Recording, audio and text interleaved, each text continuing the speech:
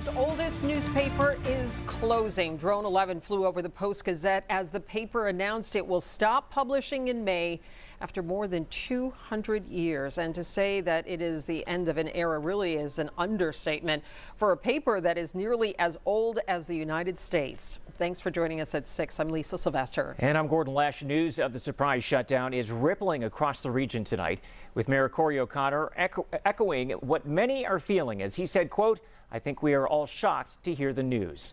Our Team 11 coverage continues now at 6, starting with Channel 11's Kara Sapida live at the PG's offices on the North Shore. Kara? Gordon, this is a newspaper that has been here in this community for centuries, since 1786. Today, the paper announcing they will print their final edition coming up in May, and the news is being met with shock and disappointment.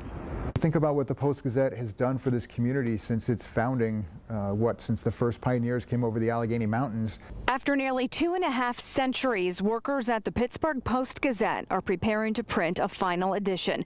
The announcement came in a statement from Block Communications. Post-Gazette to publish final edition and cease operations May 3rd. And I asked a couple people, does that mean just the print edition or the whole darn thing? Live on the air, veteran journalists struggled to process what they were hearing. Can't be the whole darn thing. Post-Gazette columnist Joe Starkey was live on KDKA radio when the news broke, reacting in real time. This is bad, though, for tons of people. In a statement, Block Communications said they'll print their last edition on May 3rd, saying it has lost more than $350 million in cash operating the Post-Gazette.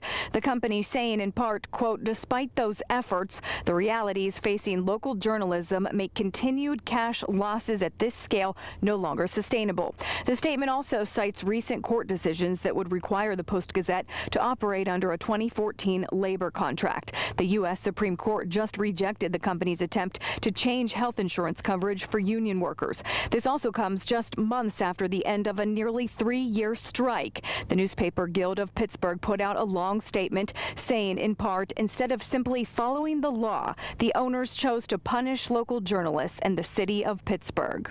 It's a shock. I mean, this is something that people have been talking about and thinking about for a long time, but when it actually happens, it's very different. So I think the Post-Gazette closing feels like a seismic moment for not just local news in Pittsburgh, but for the entire region. Andrew Conti, a PhD at Point Park and former local news reporter, says the loss will be felt far beyond the newsroom. That kind of access to information are the things that build social capital in communities and knit people together in ways that now that the Post-Gazette's going away, that is also going to be diminished.